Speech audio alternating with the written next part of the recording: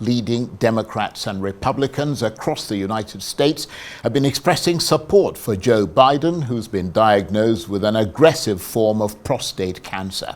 The disease has spread to the former president's bones, but doctors believe it can be managed effectively. They say that once the cancer spreads to the bone, it is incurable and the treatment is quite limited.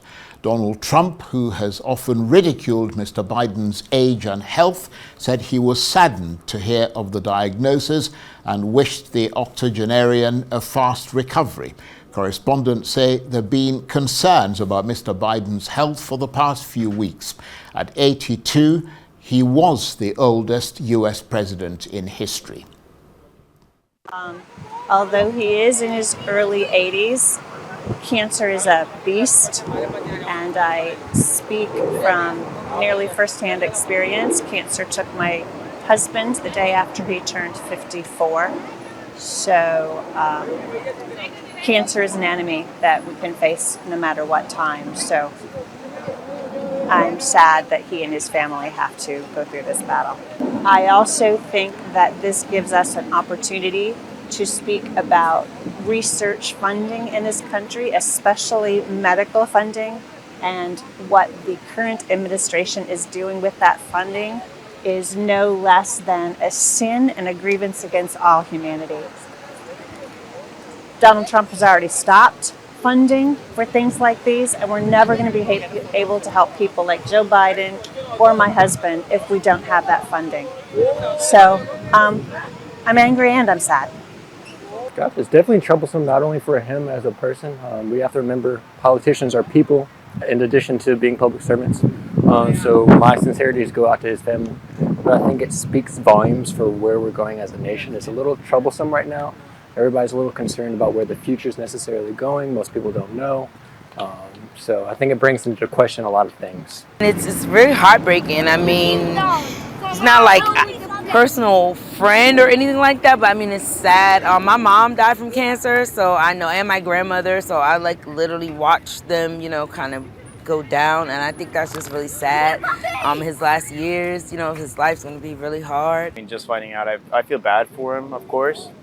Personally, he didn't align with my political beliefs, but I don't believe that would define the value of his life. So I'm sorry, I feel bad for him and his wife and his kids, of course. Well, for more on this, I'm joined now on the line from Chicago by the Republican strategist and chair of Republicans Overseas UK, Greg Swenson. Greg, thanks very much indeed for joining us. So what's your reaction to the diagnosis that Joe Biden has an aggressive form of prostate cancer? Charles, good to see you, my friend. And yeah, my reaction was like just about everybody's. It's obviously concern for the former president, and we hope that he recovers and doesn't suffer. And so I don't think anybody's happy about this. Obviously, it's an understatement. But yeah, so cancer is difficult. Just about every family is affected by it, and so nobody's really anything but upset about this.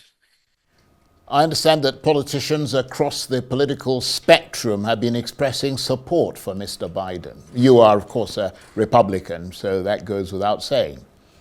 Well, yeah, as one of your guests or the interviews in Washington said, look, we all have our politics, but we surely don't want people to suffer. And so I think the broader concern, Charles, and some of the comments more in social media, I think the direct comments from President Trump, as well as other leading politicians, of course, we're all very sympathetic. But I think what you're seeing in the social media chambers is a bit more of a concern, given the context of the great cover-up of his cognitive decline during his presidency. And that's coming out now in a book by Jake Tapper from CNN.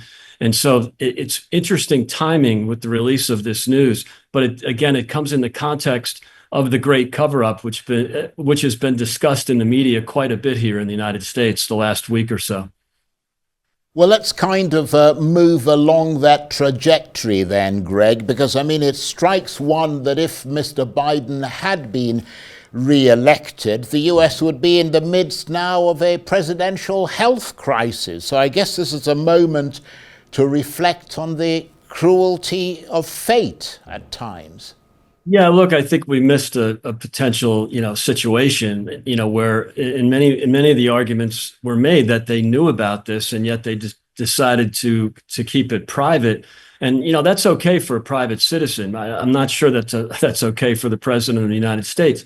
And given the concerns in the country about his cognitive decline, I think any health issues would have been important for, it was important to have some transparency around that. So, but we don't know that yet. We don't know when he knew about the diagnosis. We don't know how they missed it. If he had a thorough physical exam last year, early in 2024, that's something that would have been typically picked up, unless this is just one of those rare cases where it slipped through the cracks and was not obvious until recently. But I do think, again, that normally that you wouldn't have a lot of questions like that. But given the cover up by the party, by the White House, and by the media here in the U.S., the cover up of his cognitive decline, I think there's real skepticism in the media here now, or skepticism amongst the public about how they covered up his other issues. And did they do that with this particular issue? We don't know that yet. But again, given the context, there is that sort of distrust of the institutions and the media right now.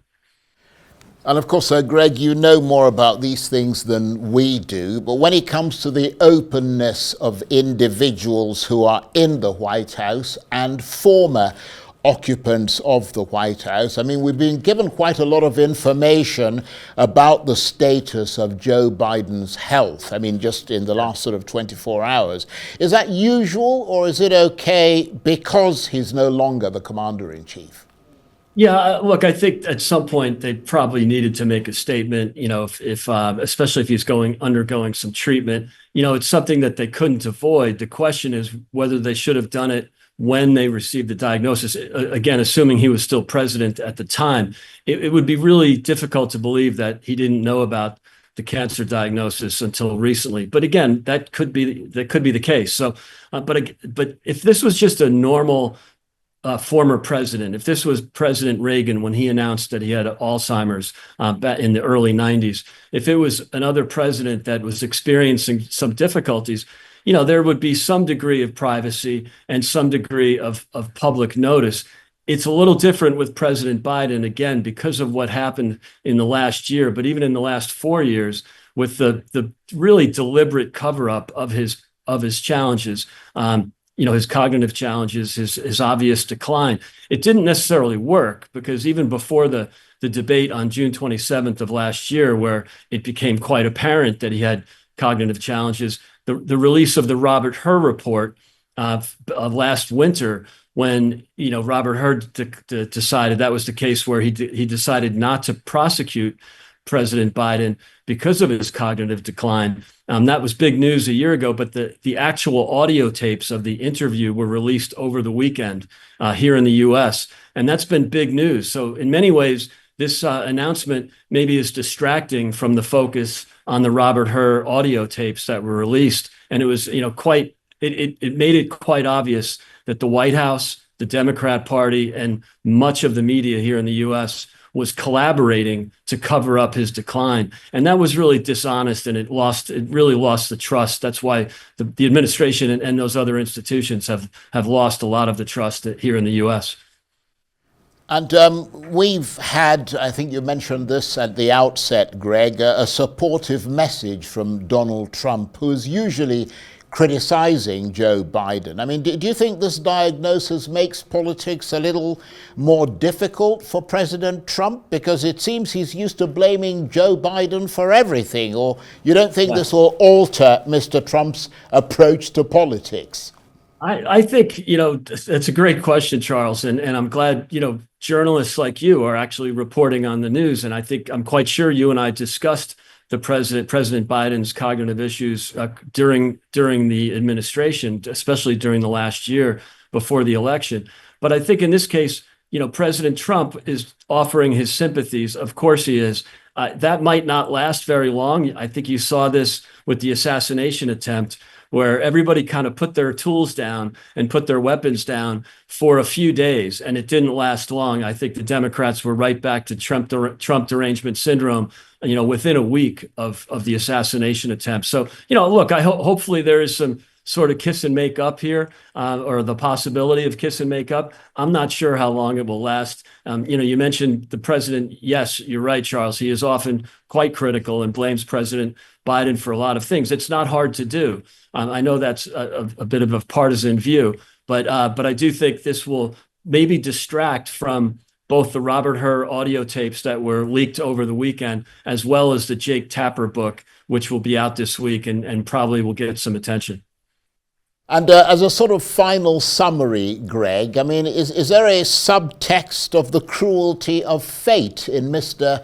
Biden's long public career? Because shortly after he won a Senate seat in 1972, he lost his wife and daughter in a car accident. And then after withdrawing from the 1988 presidential campaign, he suffered 2 aneurysms and a blood clot in his lungs that led to a medical emergency. Then, as he was preparing to run to succeed Barack Obama, his son Beau Biden died from brain cancer, and he had to drop out of the race in 2016. And now, after deciding to quit the race in 2024, now this. Yeah, look, I mean, like anyone, he suffered some personal headwinds in his life. He actually leveraged the tragic death of his first wife and 1 or 2 of his children, blaming the driver, accusing him of being a drunk driver, which was definitely not true, and in many ways ruined that man's life for the political bounce that he got from that tragedy. It's really unfortunate, but President Biden has always been about being a politician and winning re-election consistently. So, look, I have my long list of criticisms of President Biden. I don't care for criticizing about his age or even about his decline. In fact, quite often I was arguing during that last year, let's not talk about his cognitive decline. Let's talk about what he's doing to the country and the damage, potentially permanent damage he was doing to the country. So, look, I think, like any politician, this brings a personal level to a politician, and we are reminded that they're just people at the end of the day. Greg, thank you very much indeed. We Charles. really appreciate the time that you take to talk to us. Greg Swenson is a Republican strategist, chair of Republicans Overseas UK, and he was talking to me on the line from Chicago.